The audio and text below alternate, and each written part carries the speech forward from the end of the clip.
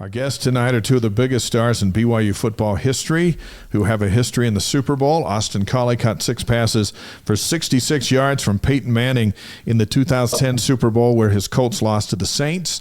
Dennis Pitta caught 4 passes for 26 yards and a touchdown in the 2013 Super Bowl when the Ravens beat the 49ers. A pleasure to have both of them on the Wise Guys tonight. Austin, did you sneak out of the house and you're in the garage in the car where no one could find you, or what?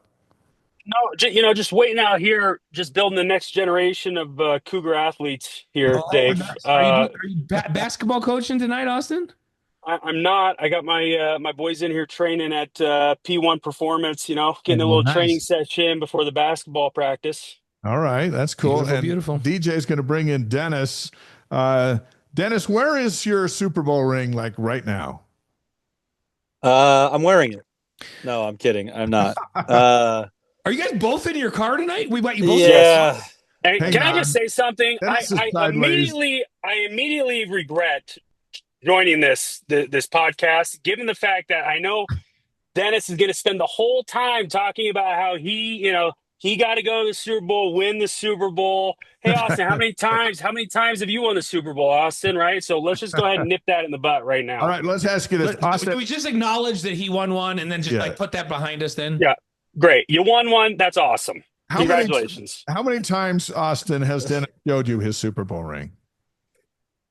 You want to know what? Surprisingly, I don't think I've ever seen Dennis's Super Bowl ring. I think I make it very clear I do not want to see his Super Bowl ring as an effort to not tank me.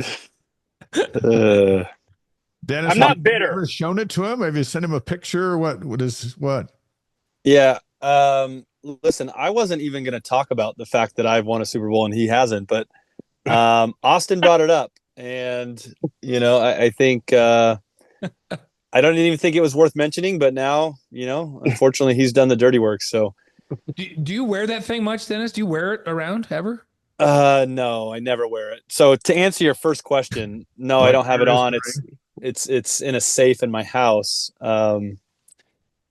I don't wear it very often, and honestly, I only bring it out when people ask to see it. And so, they ask to see it, and I kind of take a glance at it. I'm like, that is kind of cool. But why not, Dennis? Why don't you? That's an awesome thing. Is it that they're so gaudy and what? Why don't you show your Super Bowl ring? Yeah, it's a little big. When I first, size wise and big on my finger. When I first had it sized, I think my knuckle was a little bit inflamed from the season, and had a jam finger, and so now it fits really loose. But it's not something that I would wear around a whole lot. I like to look at it every now and then when somebody comes over and asks for it, but that's about it. Austin's never asked to look at it, so he's never seen it. Are you guys going to ask me how many times I wear my AFC Championship ring? Yeah. Do you ever wear that? Austin, I was just about to tee that up for you. I was going to say, Austin's got an AFC Championship ring, though. He'd love to show you guys. All right. When do you bring that one out? Yeah. Do you show that? Do you wear it, Austin? No. You want to know why? Because the day that we got it, Peyton came up to me and he said, if I ever see that on your hand, we're going to have problems. Hey, you know what? These guys have much greater success, but I do have a national championship ring. Oh, here we go. Where it comes in the most handy is it's so big and it's shaped like a dish. When I'm having trouble getting reception with my television, if I place it on top of the TV, we seem to get better reception. That's right? The only time it ever comes out is when we do the diamonds seem to bring in. Unlike Dennis, I didn't get skinnier; I got fatter, so it doesn't fit on my finger very good. So hey, we had an over under on how many minutes it would take for Blaine to mention his national championship ring, and who won? And you hit the under pretty hard. So hey, welcome to my world. Welcome to my world. All right, guys. First of all, we salute both of you because you played in the Super Bowl, and most human beings never do. What's the week like leading up to the big game? What was it like for you, Dennis, on a Monday heading in? The game's still like a year away because it's not till Sunday. But what are these weeks like? It's a long week, to be completely honest. It's a lot of media. I think the focus is more on the media attention and all the distractions that surround it than it is the actual football, which can be very difficult, to be completely honest. We were practicing coincidentally enough, the Super Bowl's in New Orleans this year, and that's where the Super Bowl was in 2012 when we won it. But I know the venue well out there, and we actually practiced not at the Saints facility. The 49ers got to practice at the Saints facility and have all of the resources and everything that they have there. We were at some high school, which I can't even recall the name of at this point, and it was just kind of a crappy practice field. We had to bus in and out from our hotel and kind of do all of our locker room stuff at the hotel. It was incredibly inconvenient going to practice every day. And then every night, you have big media obligations. Tuesday night's the big night where you have all the media. You're kind of up on a podium. And it's crazy because, you have typical media when you're going throughout the regular season and even through the postseason. A lot of, national people with ESPN and all that kind of stuff. And then you have all your local guys as well. But you get to the Super Bowl and it's insane how many media outlets are just flocking to the host site, because I did interviews with the Food Network. I did interviews with all kinds of media outlets that you wouldn't think had anything to do with football and don't have anything to do with football completely, to be completely honest. And so it kind of, you start to realize how big this game is. It's way bigger than just football at this point. It is a, global spectacle, and you really feel that throughout the week. Before I ask Austin, I want to acknowledge that Kay Porter's in from Qatar. Yeah. So we're on 4 continents. You guys are being listened to and watched on 4 continents tonight, and I have lost count of how many states. Cougar fans are everywhere. That's pretty cool. Austin, where was the site for your Super Bowl experience, and was your week similar to Austin or similar to Dennis, or were there some things that were different? Our practice facilities, we're at the Dolphins. We were there in Miami. So we, as far as inconvenience, we got to take advantage of the Dolphins practice facilities. In terms of the week leading up, to be honest with you, I hardly remember it. I just remember, being, similar to what Dennis said, piggybacking on what Dennis said, the media was nonstop. You were doing off the field activities too, like taking photos and doing pregame pressers and all that stuff. As a rookie, I was still trying to process even, being on the team at that point and having an actual being productive at that point in time in my career, and seeing what the fruits of that kind of came to be. So I just remember my family got to hang out by the pool all week. Okay. And they were sipping on, pina coladas and having food by the pool, all expenses paid, which is something that you're not told when you enter the league, is that, hey, it's pretty standard for the family to, for you to pay for everybody in the family, both in-laws and immediate family, to come over.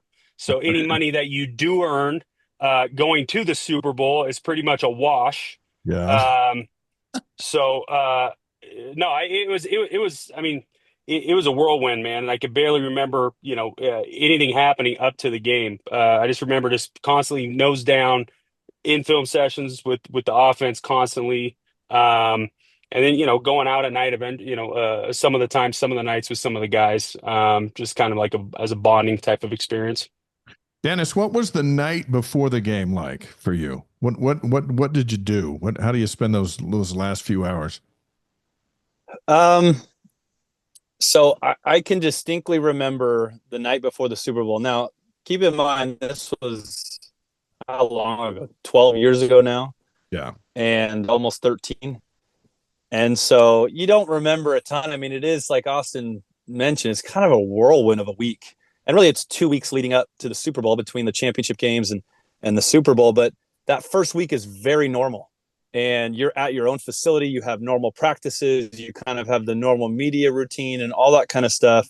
And that feels very normal. Then you go to the host city, and it's a complete whirlwind. And so many distractions, so much going on. But fortunately, the night before is very much like every other game. You're in a hotel room. You have dinner there in the ballroom, and then you meet as a team. You have position meetings or offensive meetings or whatever it may be. And the one thing I remember about that night, and I remember nothing else about it, is Ray Lewis got up in front of the team.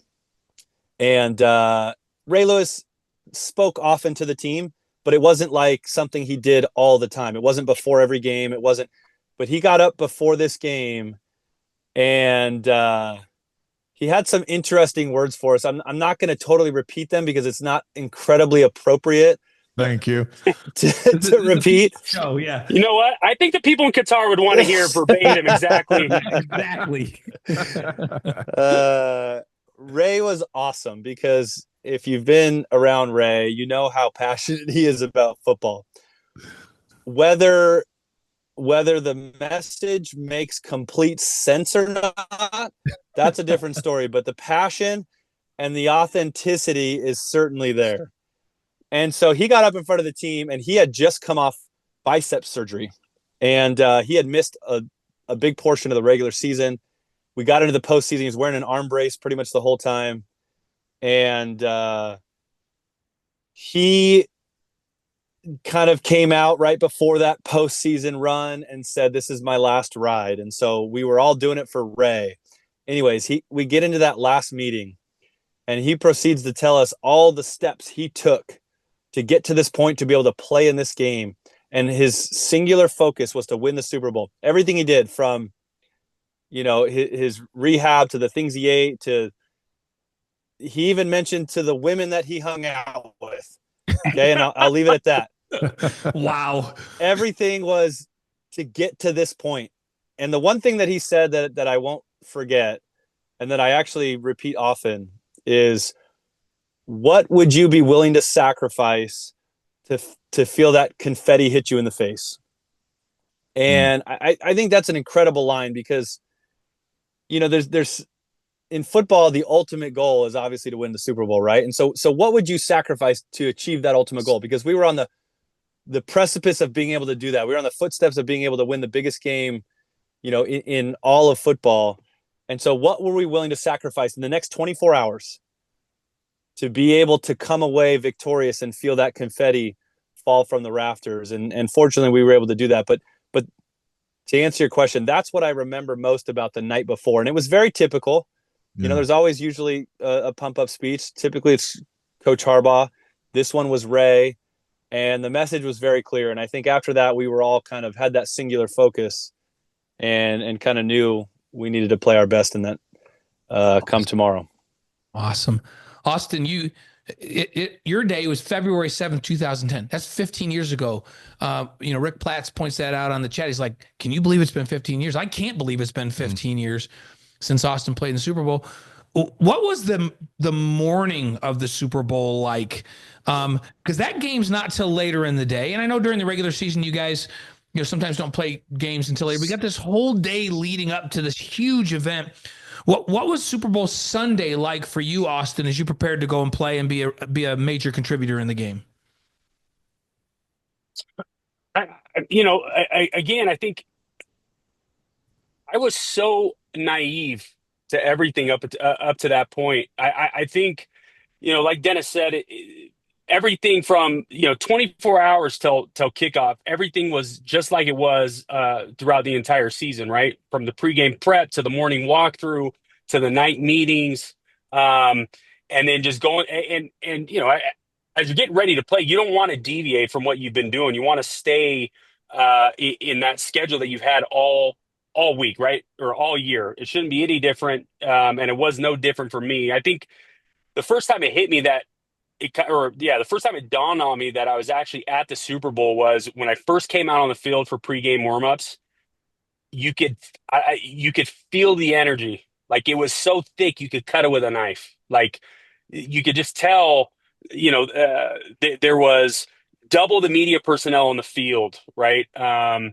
The guys that you're playing with were far more, dialed in, intense, whatever you want to call it. You could just tell there was a different. I remember going up to Peyton, doing our little pregame deal, and him giving me a little bit different of a look, right? And so I think anybody that's going into that game is thinking to themselves that they got to keep things consistent. They've got to keep things just as they have the entire season.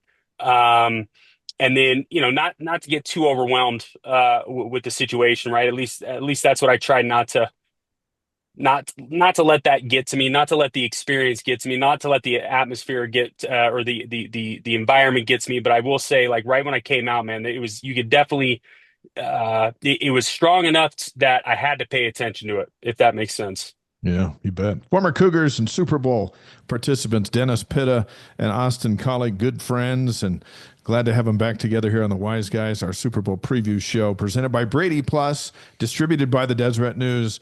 Dennis, we just heard from Austin on those feelings. What did it feel like for you when you walked out of the tunnel to play that game? Now the place is full and the TV cameras are on and you're coming out to the thunderous roar of the Ravens. What would that feel like?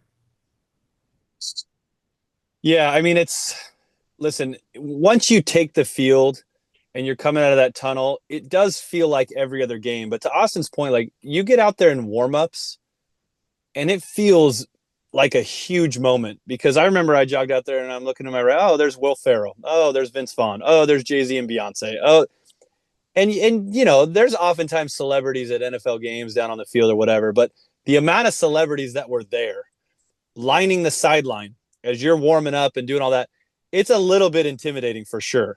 And that's when it really sinks in. Hey, this is a pretty big game and there's going to be a lot of eyes on this one. Fortunately, though, that quickly dissipates as you run out for, the national anthem and the coin toss. And once that game starts, it does feel like every other game you've played in, which is exactly what you want it to feel like. You don't want the whole time you to be looking around like, oh, crap, there's that person, there's that person. This is a big moment, because that will cripple you, obviously. And so, I mean, don't get me wrong, it is a very stressful game to play in. Yeah. And to back up really quickly, Austin made a really good point. One thing you don't realize when you make the Super Bowl is how much the Super Bowl is going to cost you. Because you think, oh, you're in the Super Bowl, you get as many tickets as you want, you can bring everybody out. Well, yeah, that's true, but those tickets all cost a hefty price. I think when I played in the Super Bowl, and I'm sure it's gone up since that point, but we had to pay $1,200 per ticket. I think you get, Austin, do you get 2 tickets free? You might get 2 free. And then you get 2 free and the rest you got to pay for. Every ticket beyond that is, over $1,000. Yeah. You're not getting a discount. No, and then you're paying for flights, you're paying for a hotel stay for the entire week. I mean, exactly.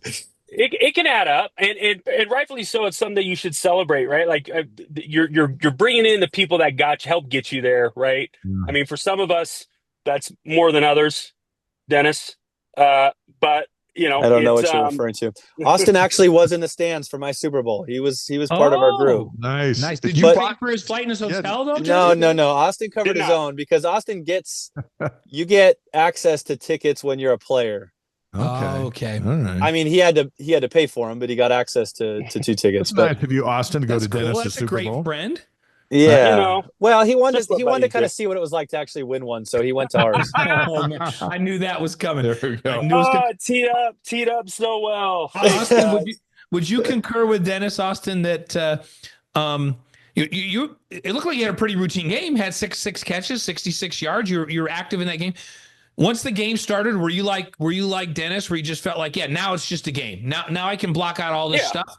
Or were there moments in the game where you were like, oh crap, I'm in the Super Bowl? No. I think once all the pregame stuff was done, the John Beck's calling me, by the way. DP. Should we bring him in? Merge him in. Did John come to any of yours? John did not. Oh, yeah, don't take the call. What kind of friend is he then? I wouldn't take the call. Right. That's what I'm saying. Wasn't John in Miami at the time? What the heck? John was in Miami. That's a great point. I'm going to ask him about that as soon as we get off this call. When you answer this after this, you need to remind him of that. We exposed him publicly on the air. Austin, what's the funniest thing Peyton Manning told you during that game when you're out there?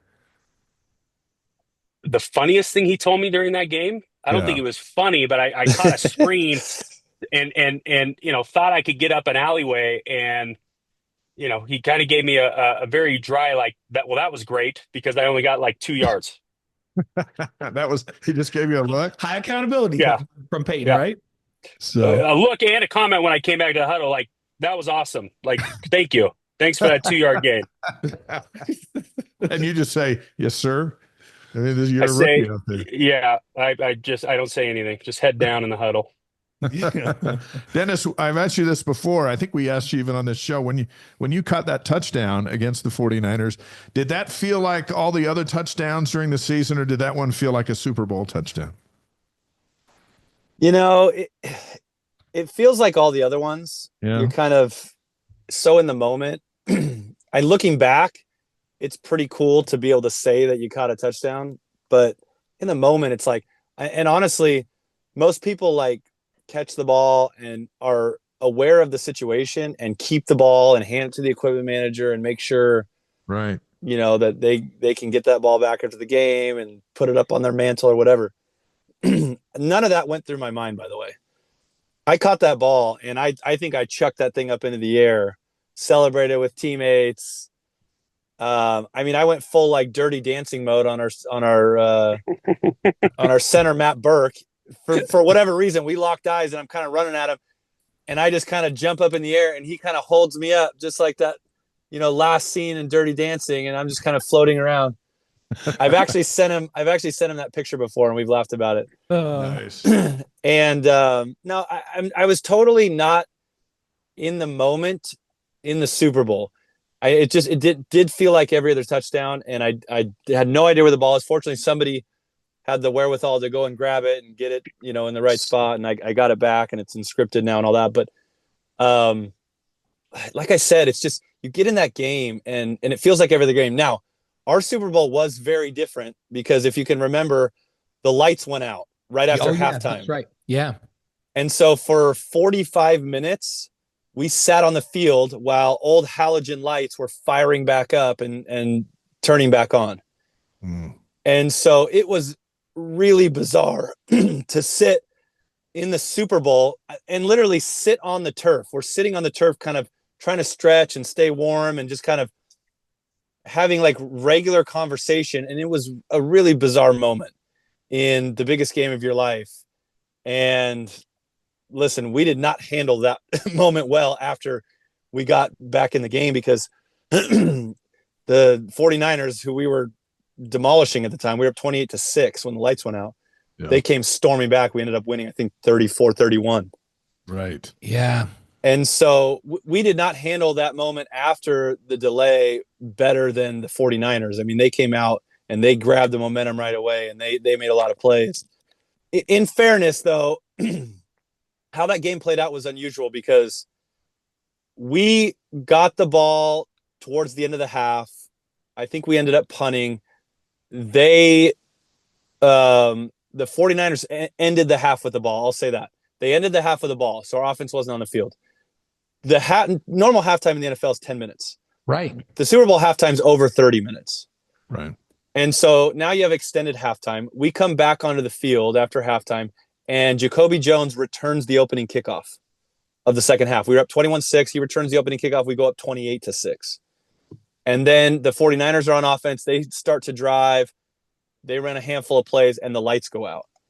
And for 45 minutes now, we're sitting on the field. So it had been, I think somebody calculated it, it was over 2 hours from the time when our offense was on the field in the first half to when our offense took the field again in the second half. Wow. Which is unheard of in football. Again. Like completely starting over again. Completely. And it showed. I mean, we came out and I think Ray Rice had a fumble. We were kind of, didn't have, our momentum. We were sputtering as an offense, and we just had no consistency in that second half. And we just had to kind of manufacture some plays here and there. Unfortunately, we were able to do enough to win that game. But man, I mean, it was a really unusual game at that. And who would have thought it would be on the biggest stage in any of our lives, I'd completely forgotten about. So Austin, because Dennis brings up a good point, and this is a question I always have had. Because Dennis, you bring up this point that, hey, halftime's like 30-something minutes. So Austin played in a normal, like the lights didn't go out in Miami and everything was normal. but you still had to sit in the locker room for like 35 minutes at halftime, which you never do. Not in high school, not in college, not in the pros. So Austin, what do you do in a normal 35-minute halftime while Beyonce? Well, last year it was Snoop and 50 Cent and all my boys were out there, but this huge, literally a concert's going on, and you're in the locker room for 35 minutes. What do you do during that time? Instead of drinking one Diet Coke, you probably go through about 4 or 5. And now Austin's saying that in jest. That's probably true, though. If you know anything about him and his Diet Coke consumption. So you're in there pounded Diet Cokes. Who was the band? Who was the band, Austin, while you were in there? I don't want to throw any band or any musician on the bus. I'm sure there's people. I don't want to be disrespectful, but by far the worst halftime guest of all Super Bowls ever, The Who. Was that your Super Bowl? Yes. Oh my goodness! And someone had to tell me who they were. I was like, "Who?" They're like, "The Who." I'm like, "No, I'm asking you who." Dennis, who was the halftime of yours before the 45-minute delay? It was Beyonce. Okay, so Beyonce, yeah, pretty big. Let me just tell you from a spectator standpoint.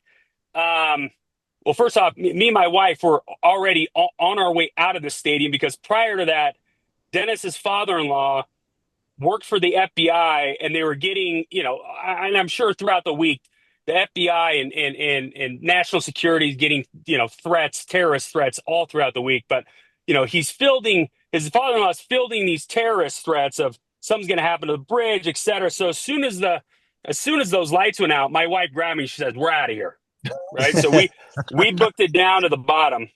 But after the halftime show, you start to put 2 and 2 together, and the production that went on to Beyonce's performance, there was it wasn't a coincidence that whole place went up and a few sparks, or not a few sparks, but a few what are they called? Fuses went out. A few fuses went out because it was something else, that whole production.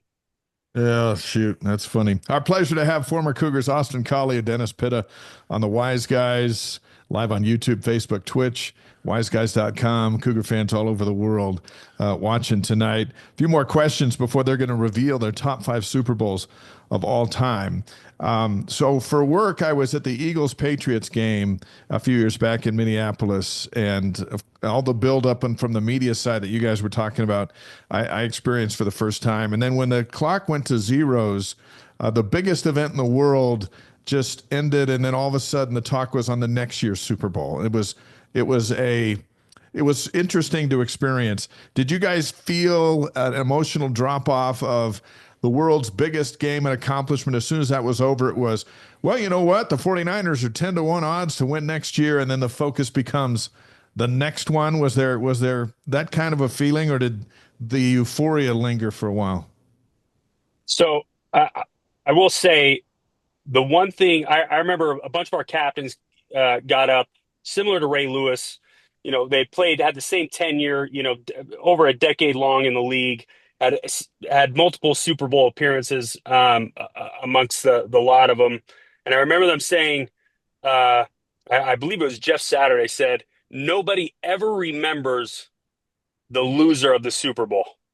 And sure enough, literally the day after, it felt like that, right? Like the New Orleans Saints could have played anybody in the league for all that matter in that Super Bowl, because from that point on, it was like all anyone could talk about was the Saints, and then it was on to the next Super Bowl. And I tell people this all the time, when you're with that type of team, that year we went 14-0. We had a chance to go 16-0, but we all the starters sat the last 2 games in anticipation for the playoffs. And when you get done, you think, hey, we're going to be back here again, no problem, especially with this group of guys and this team. And then obviously, it gets decimated once Peyton has his neck injury and you never get an opportunity to go back there. But every year watching the Super Bowl, for me at least, gets tougher and tougher. And I did not anticipate that. Like, it gets harder and harder every single year I watch a Super Bowl, because I did get to see what it's like to win a Super Bowl after, watching Dennis, getting to hang out with Dennis and the Ravens, right? Seeing what it's like after the Super Bowl and just the production that goes on for that whole week. And then just kind of getting, being a part of that team that gets to cement, or leaves a fingerprint on the league forever, right? Mm-hmm. And getting to miss out on that. I think every year I start to realize that more and more and more. And Dennis, Austin just described a little bit of what it was like to win it. That's a pretty amazing emotional thing when the game ends. The emotion of the game itself drops off, but what's that like afterward? And how long does that go on? And how long is the partying and the celebrating? Is it weeks and weeks or a few days, or what happens? Well, it's really interesting to hear Austin talk about, what he experienced from the perspective of a loser, because I just can't relate to that at all. And so I think it's really interesting to hear that perspective. So listen, and Austin was, got to come to the after party and all that kind of stuff. And it's, again, like the whole week, even after the game, it's kind of a whirlwind. I mean, once we won the game and that confetti's falling and, everybody's kind of celebrating on the field, and they bring this big podium out to the middle of the field, and they, do all the stuff, award the Lombardi trophy and all that kind of stuff. You never get a moment, at least we didn't. You never get a moment as a team in the locker room to celebrate that win. Oh, which I thought was unusual, because throughout the course of that postseason in particular, and any win, in the NFL or in team sports, the best moment is after that win in the locker room. Being able to celebrate with your teammates, you're all there together, you're listening to post-game speeches, you're all celebrating.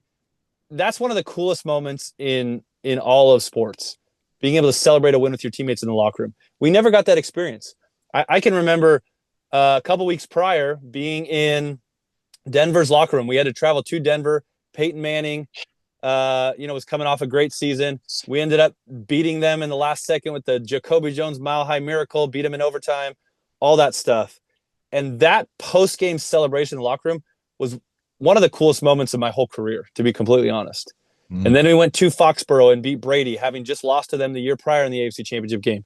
And that celebration in the locker room was equally as good, if not better. And then you get to the Super Bowl and you win it, and you're kind of celebrating a little bit on the field, but then you're getting pulled a bunch of different directions and doing interviews, which is not typical after a game. You're always clear in the field. You're getting in the locker room. You're celebrating that win.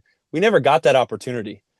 And so you feel a little bit shortchanged in that moment, because you didn't have that locker room experience with your team, that intimate kind of celebration. And listen, it's cool in the Super Bowl. Your whole family comes down. Everybody comes down, but it just feels very chaotic, and you're getting pulled in a bunch of different directions. You don't get that intimate time with your team.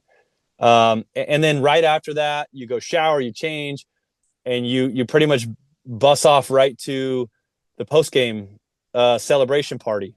Yeah. And I mean, those parties are awesome. And, the owners spend millions of dollars on those things. You have, all kinds of celebrities there and live performances and all that kind of stuff. And so that's a really cool moment to kind of, start to take it all in. And, but you're tired. And I remember being at that party, and I'm sitting here like, I just want to go to bed. Yeah. And I want to go home. I mean, it's late. You're in the wee hours of the night at this point. And then finally you get back to your hotel room super late. It's probably 2, 3, 4 in the morning, and you got to wake up. You have an 8 a.m. flight with the rest of the team. You got to get back to Baltimore. And so, I mean, I remember we're pulling our bags, getting ready to go on the team buses to go to the airplane. And I see guys just barely coming in for the night, and I'm like, I don't know how you guys are doing that. Yeah. But I mean, it's crazy. And you fly back. And then I think one of the coolest parts of winning the Super Bowl is the parade in the city, usually the next day. So for us, it was 2 days after. We won on Sunday. You're traveling Monday, and then Tuesday morning, you kind of all meet and you just cruise throughout the town, and you end up at the stadium, and you have this big ceremony with all your fans and the people there in Baltimore. That was a really, really cool experience. And that's one, of course, I will never forget. And I think of all of it, yeah, you miss out on the locker room part of it, but but that is a really special moment. I want to tag on to something that Austin said, because, and it's true for you as well. You think, man, this group of guys is unbelievable, and so we'll get back here again. We'll be back here, and we'll win another one. Or Austin's like, that's okay, we lost, we'll be back here.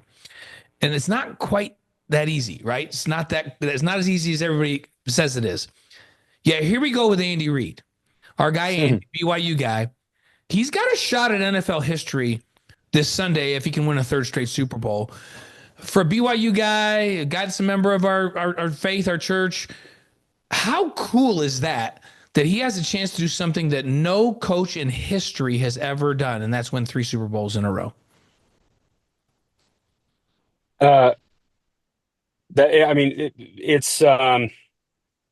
It's kind of obnoxious, right? I mean, to be that good and to be winning that much, right? I mean, no, it honestly, knowing how difficult it is. I mean, so the year that I was with New England, we went to the AFC Championship, lost to Peyton in Denver, and it's crazy how many things have to go right. You could have the most talented team. I mean, take the Niners, right? I mean, untimely injuries kind of derailed their Super Bowl hopes and Super Bowl dreams. They've been right on the cusp for the past 4 years. Have made an effort to get there, a realistic chance of getting there, to the last 4 years. And because of untimely injuries, because things just, the stars didn't align, they weren't able to get one under their belt. And so, with what he's been able to do, with what Patrick Mahomes has been able to do, and just continuing to do it, and it's unbelievable. And the other thing I'll say is, it's only going to become, over the next 2 to 3 years. The sick thing about it is, when you've been in this situation that many times and you won and had success that many times, the confidence it gets you and the sense of being just untouchable, they only become more dangerous as they continue to make these appearances and have this success. I mean, they find themselves in these situations where they're down and out, maybe throughout the middle of the season, or maybe the beginning of the season, but they always know in the back of their head they're gonna will it to to get to the peak of competition, right? Like, they're going to get to the Super Bowl, and where most teams, they have any sort of challenge, or they have any sort of unexpected, hurdle throughout the season. Many teams think, you know what, maybe next year we'll get them. Things didn't work out. But for them, man, it's just, yeah, of course we're going to get to the AFC Championship game. Of course we're going to get to the Super Bowl. We're going to win that. We're going to beat Josh Allen. We're going to get to the Super Bowl, and we're going to do like we do every single time. It's going to be a hard-fought game, but at the end of the day, Patrick's going to have the ball in his hands, and he's going to score, those last 2 minutes or what have you. I mean, it's the same script over and over and over again. And when you continue to have success, you're only feeding that beast time and time again. Would you agree with that, Dennis? Yeah, wholeheartedly, because listen, you mentioned something really important. You have to get lucky in a lot of these Super Bowl runs. I mean, we got lucky when we were in Denver. We got lucky that the safety, when Joe heaved one up with 20 seconds left in the fourth quarter, that he misplayed the ball and Jacoby Jones caught it and tied the ball game and went to overtime. That was incredibly lucky. That's not a typical play that you're going to make at the end of a game. So we got lucky to get there and then to win it. But I think about last year. The Chiefs came to the Ravens in Baltimore in the AFC Championship game last year. And I was at that game, and I remember it vividly because the Ravens were going to win that game. Had Zay Flowers not fumbled on the 1 yard line, had the ball not got punched out on the 1 yard line, the Chiefs do not go to the Super Bowl last year. And of course, they do punch the ball out on the 1 yard line. They go to the Super Bowl, they win the Super Bowl. That's their second consecutive. And so there's always these plays in games that have to bounce your way, that have to go your way.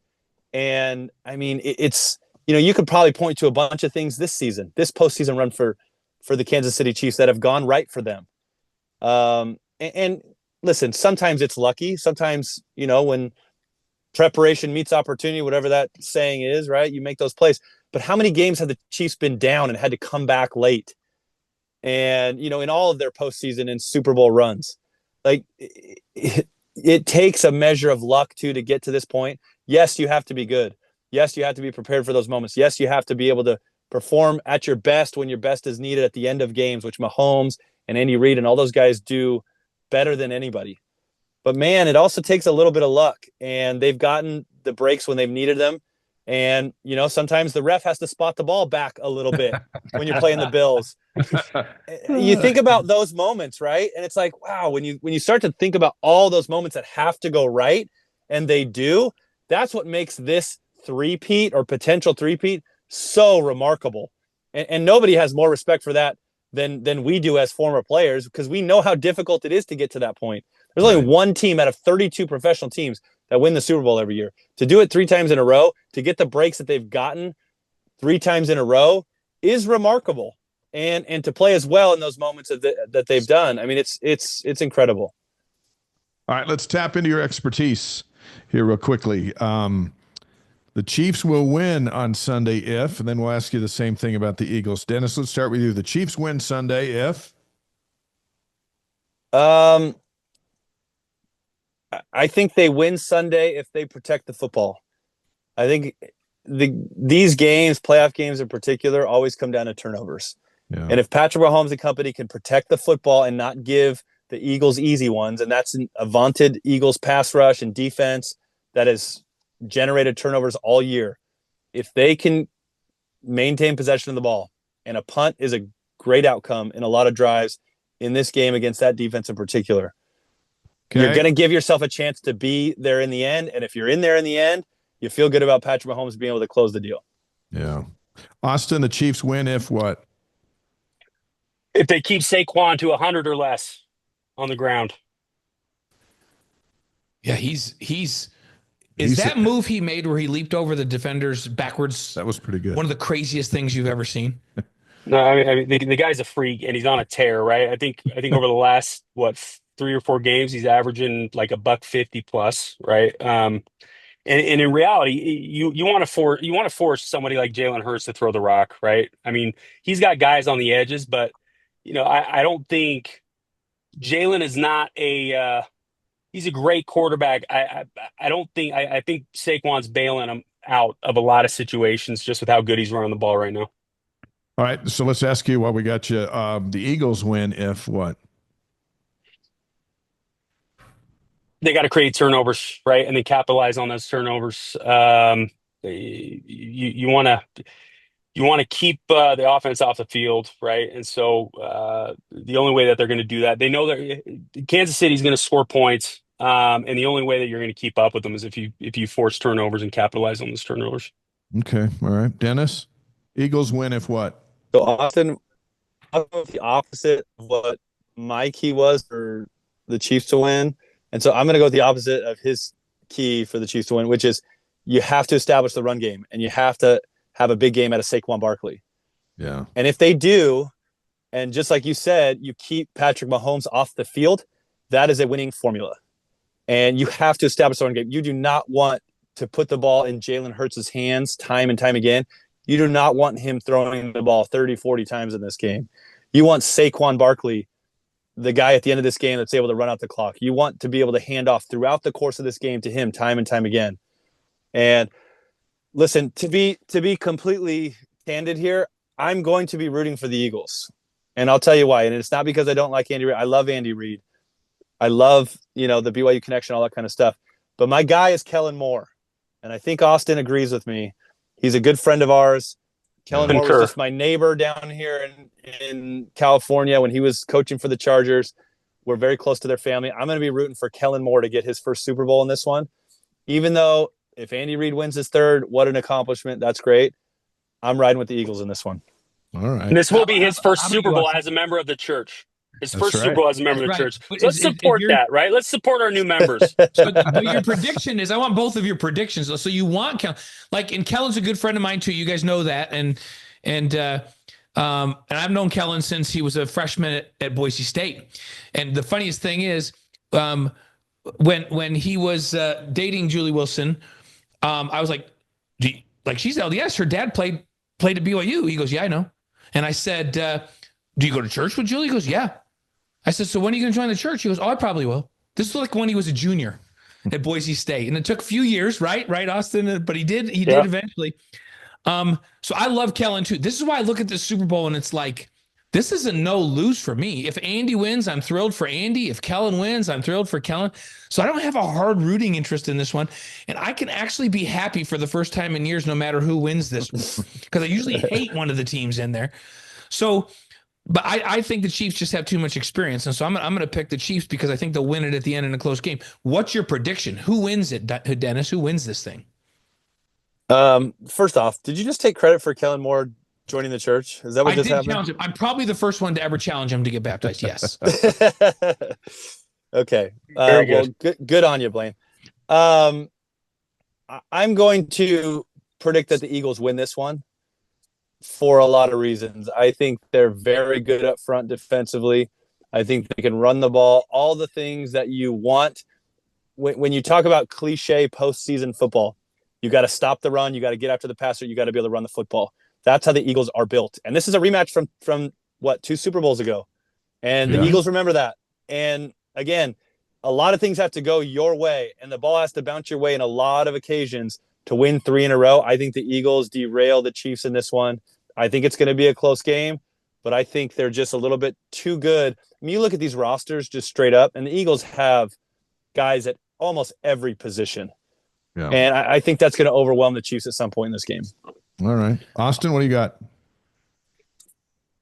Yeah, I'm going to take the Eagles. It's going to be a close one. I don't think it's going to be as high scoring of a game as we think, though, right? Like, I don't think Kansas City, I think this is the first year that actually their defense is actually kind of getting the recognition that it deserves. But I think, the Eagles are going to have a tough time scoring. And I do think that they're going to put an emphasis on taking Saquon out of the game. And so, I mean, I think it's going to be a back and forth. I think it might be a 21-24 type of game, but an Eagles upset.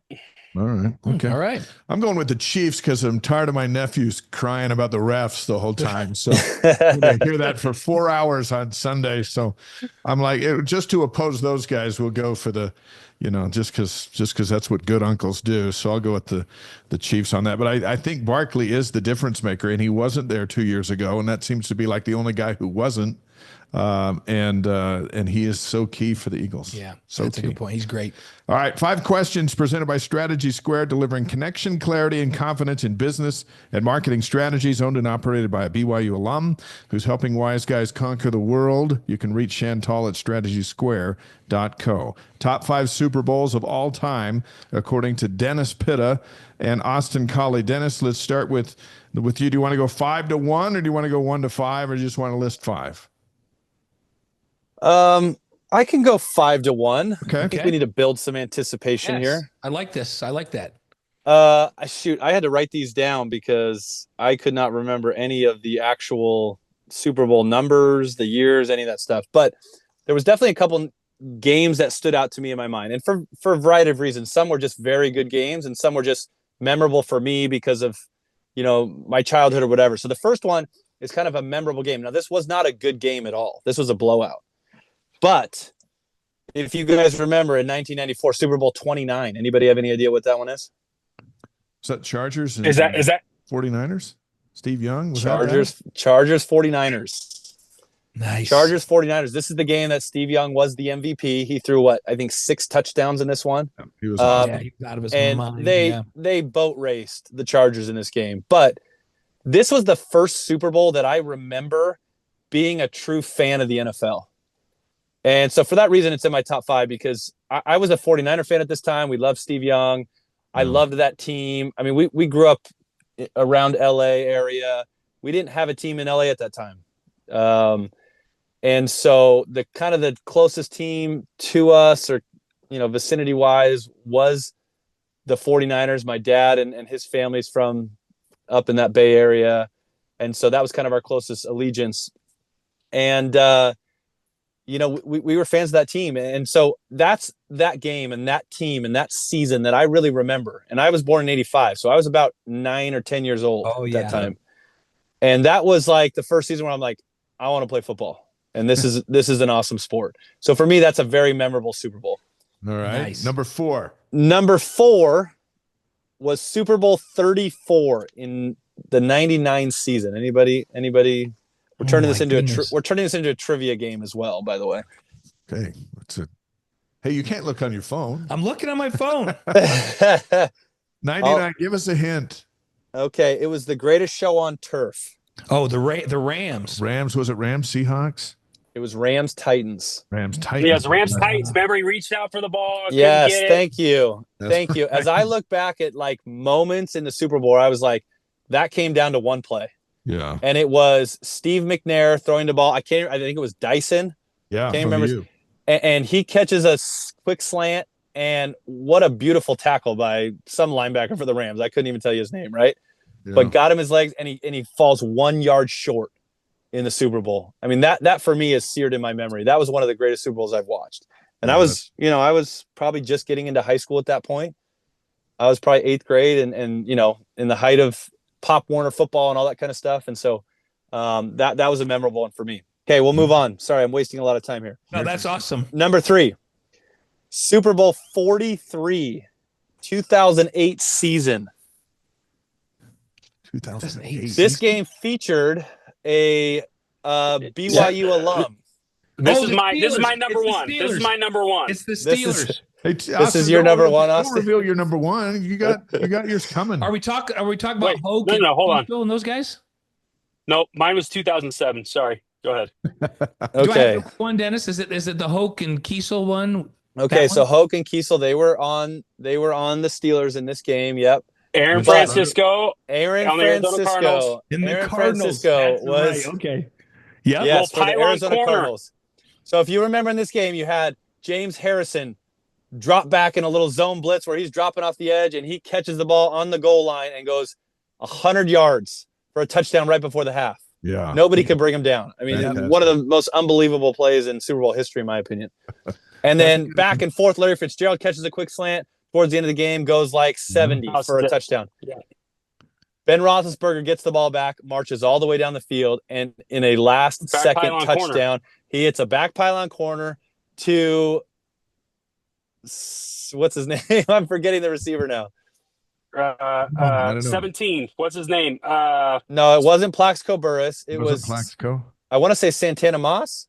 Oh yeah, it was right. Santana Moss. Okay, Santana Moss back corner, right over the outstretched arm of our own Aaron Francisco. Unfortunately, couldn't make the play. But what an incredible finish to that game. That one I'll remember for a lot of those big plays that I just mentioned. I love it. Right, okay, let's hurry this up, please. Yeah, I know. Sorry. Okay, we're on number 2. Super Bowl 49. This was in 2014 season. That's because it's the Ravens and the Niners. No, wrong. That was in 2012. That's gonna be. Oh, dang! All right. Thank you, though. This was Patriots Seahawks. This is Patriots Seahawks. Thank you. This is the Malcolm Butler interception game. Incredible finish to that one. I mean, that one's on there just because of the dramatic ending with that interception. You thought Tom Brady was going down again. Just hand the ball off to Marshawn Lynch, people. That is the Marshawn. That was the one where our guy got our offensive coordinator for the Seahawks. Just like Daryl. Yeah. Where's Daryl right now? Daryl's with. Is he Miami now? Daryl's with Miami. He's the quarterback coach in Miami now. Is he? I heard he just interviewed for Pete Carroll again in Las Vegas. He did. That's true. I don't know if he got the job or not. We're assuming stop number stalling, one. Blaine. Stop stalling. We got to get to number one. Number one is Super Bowl 47. Anybody? Okay. Yeah. Your finest hour? Super Bowl 47. The Baltimore Ravens take down the 49ers. The lights go off at halftime. Incredibly memorable Super Bowl for me for a few reasons. But that's my number one. Let's get to Austin. When you were talking about that one, I was thinking, why is he putting his Super Bowl at number 2? At number 2. Like, it must be some like childhood thing that puts something else at number 1. So I'm glad. Austin, yours was number 1. We have great anticipation for your list here. Top 5 Super Bowls of all time. Number 5. 2008 Giants versus the Patriots. David Tyree's helmet catch. Patriots were undefeated, right? Patriots were undefeated. At that point in time, yes, they were. Yeah. Randy Moss. Okay. They had a chance to save the Dolphins. To match the Dolphins and save the Dolphins. Yeah. Okay. The helmet catch. Okay. 2016 Patriots versus Falcons, a great comeback. Oh yeah. We all thought 8-3. The Patriots were down and out. How's that not on your list, Dennis? That was classic. Tom Brady, 466 yards throwing that day. Wow. That wasn't that.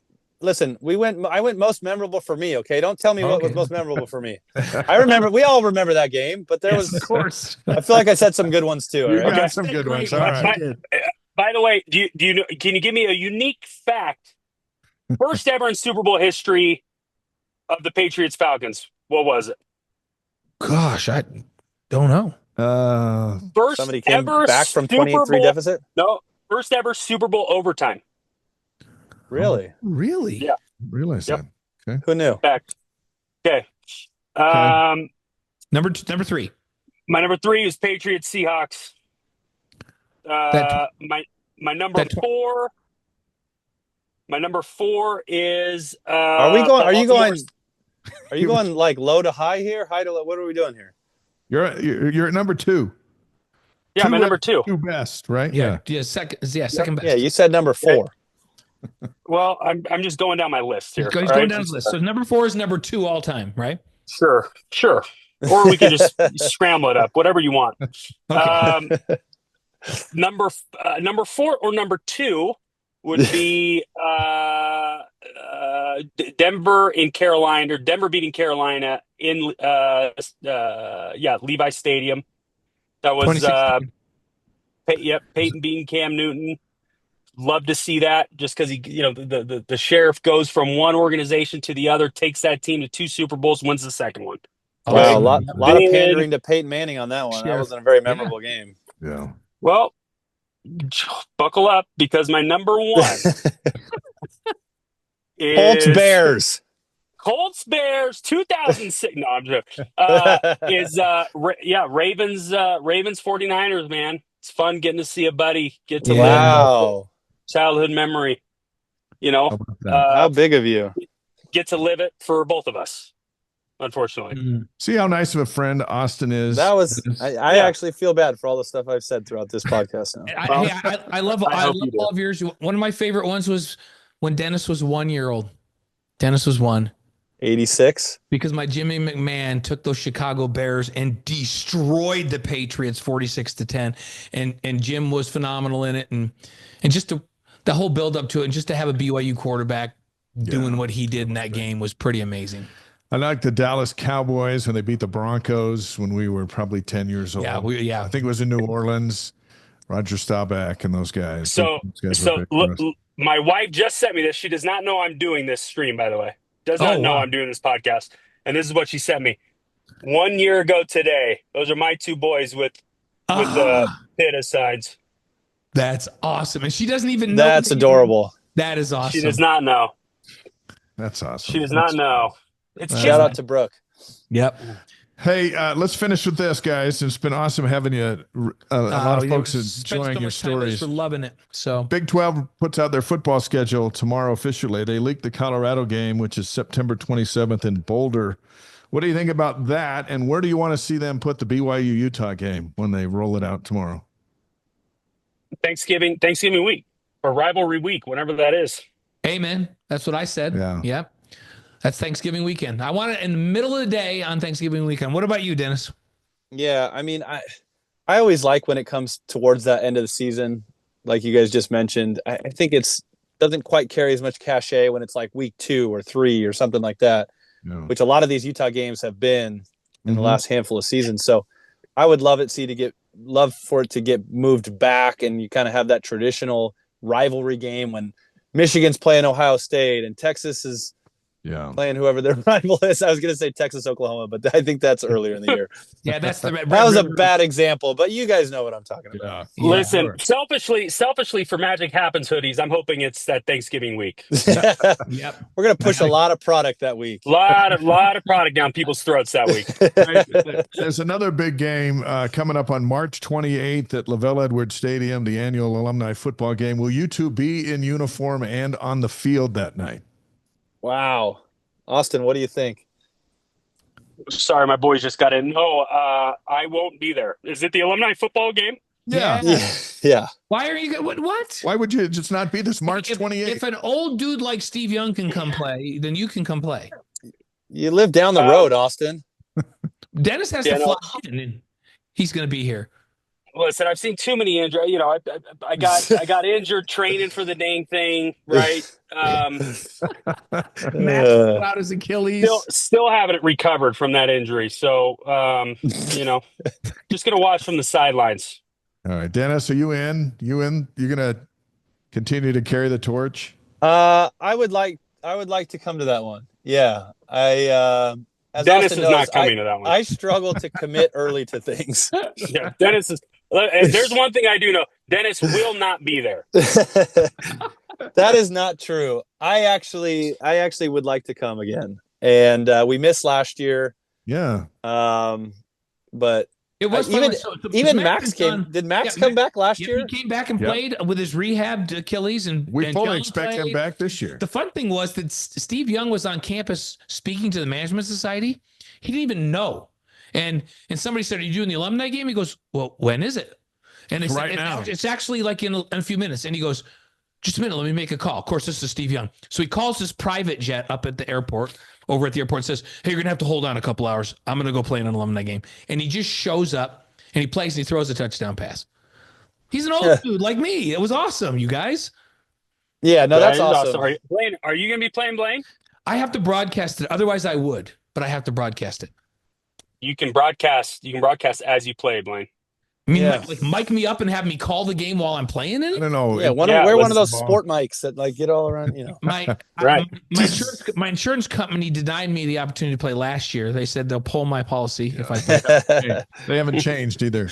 Yeah, that's probably a good move.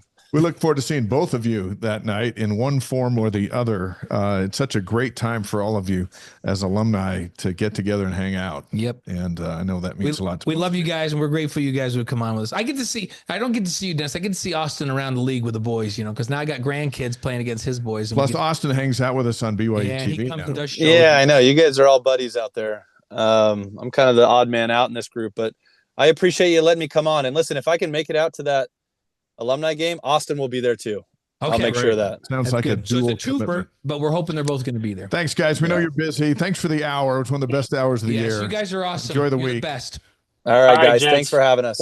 Thank you. Thanks, guys. Dennis Pitta, Austin Collie, two of our favorites, two of the best that ever played at BYU. Thank you for watching The Wise Guys. If you like what you're watching, you can help us out by subscribing and hitting that notification button.